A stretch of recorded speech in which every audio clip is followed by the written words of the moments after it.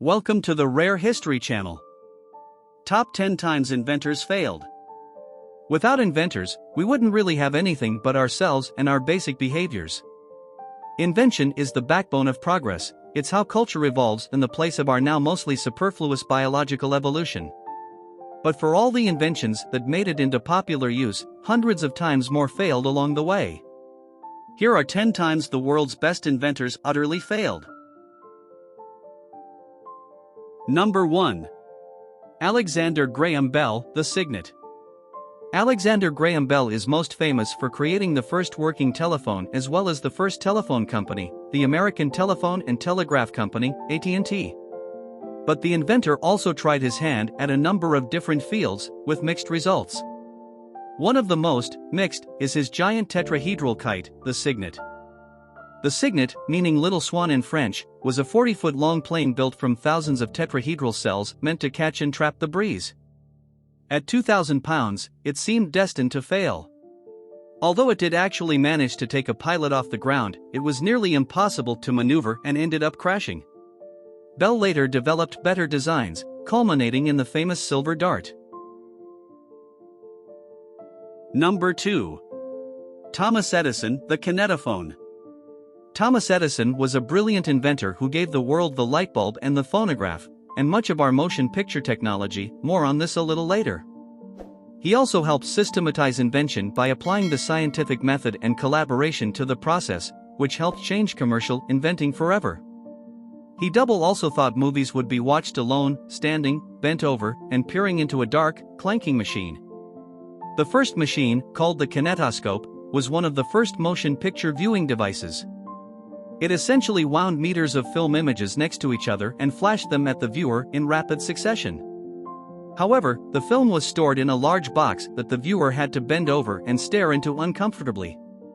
The kinetophone added a phonograph which was built in the unit to combine sound and moving pictures. A very cool idea, but one that projection systems completely defeated. Number 3. The Soviet Union flying tanks. During World War II, every major nation took its shot at advancing military technology. Some, like the Jeep and duct tape, were clear successes. And some, like the Soviet Union-created Antonov A-40, were not.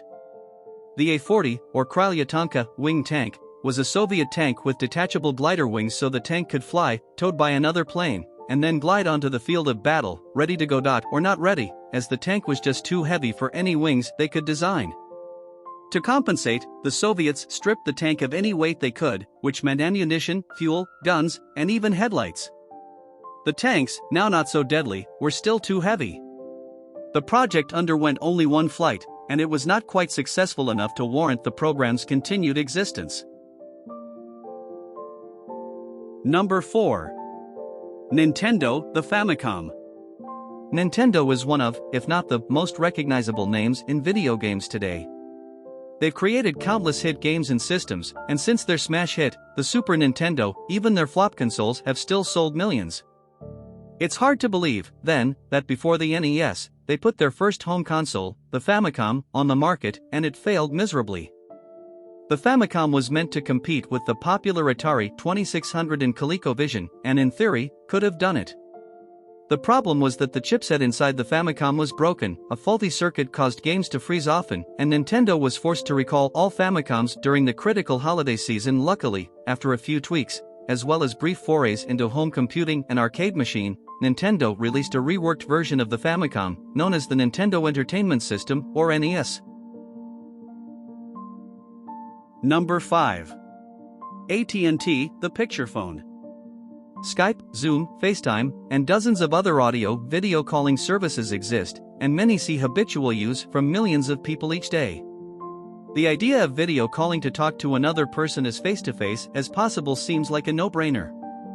That's why it's so odd that AT&T succeeded in releasing a working picturephone as far back as 1964, and no one really cared. AT&T debuted their picturephone at the 1964 World's Fair in Queens, New York, and even installed 3 public video phones in Chicago, Washington, D.C., and New York City's Grand Central Station. The technology was about 50 years ahead of its time. It was, however, extremely expensive, at $16 to $27 per minute, and that was for low-resolution video, so it didn't catch on. Number 6. Bill Gates, the tablet. Apple tends to dominate the tablet world with its line of iPads. They're thin, attractive, and functional. But oddly enough, Bill Gates invented a tablet a full decade before the first iPad. It looks and functions much the same, just worse. In 2011, Bill Gates showed off the new Microsoft tablet PC, and it initially seemed great.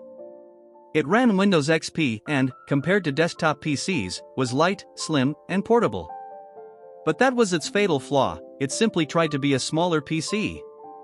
Because of that, it forced in the far too bulky operating system and was therefore wildly expensive, $2000 on launch. Needless to say, the iPad took its time, found the right niche use for tablets, and won the war. As Gates said about his loss, Jobs did some things better than I did. His timing in terms of when it came out, the engineering work, just the package that was put together. Number 7. Sir James Dyson Vacuums. Sir James Dyson is one of the richest men in the world and one of its most famous inventors. He owns Dyson Limited, which is built on his technology for bagless vacuums. The technology was revolutionary, built on cyclonic separation. It allowed consumers to buy a vacuum without needing to buy any replacement bags. It didn't work overnight, though. It actually took Dyson an unbelievable 5,127 failed prototypes before he landed on a design that worked. During this period of successive failures, Dyson was lucky to be inventing full-time, supported by his wife's salary. But luck played no part in his refusal to give up, despite overwhelming failure. Number 8. Steve Jobs, next. Though Steve Jobs founded Apple, the company fired him within a decade. He was at odds with other company heads and was prone to interpersonal snafus. When he left, he used $7 million of his own money to found a company called Next Incorporated, which completely bombed. The first product Next unveiled was the Next Workstation, an advanced computing system meant for schools and universities. Its $10,000 price tag, however, made it an infeasible purchase, and the system flopped. Jobs tried again with the Next Cube, and though not an utter failure, it was still well below the success that Jobs was known for. Luckily, Apple bought Next Incorporated, and Jobs returned to his most fruitful home. Number 9. Nikola Tesla thought camera. Nikola Tesla was not only one of the great geniuses of his time but of our time as well. He invented prolifically, securing over 300 patents throughout his lifetime. His most well-known inventions are the Tesla coil and alternating current. Tesla also dabbled in, well, every field imaginable, from the strictly scientific to the paranormal. One of his inventions of the latter variety was the Gedanken projector, or thought projector.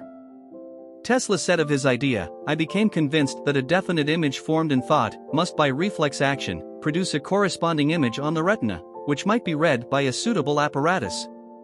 Tesla's idea was to record the inside of the human retina, which was certain to contain a replica of the person's thoughts and project the image to see a person's thoughts on screen in real time. If it had worked, you'd know it. Number 10. Louis Le Prince movie camera. Although we know Thomas Edison as the inventor of the motion picture, Louis Le Prince may actually have that honor himself. There is a great debate over which man invented which technology first, and the two men fought legal battles to prevent the other from gaining a clear lead in their race to pioneer motion picture technology. But Le Prince is generally considered the loser in that battle, and one reason why is his mysterious disappearance. On September 16, 1890, Le Prince boarded a train to Paris and was never seen again.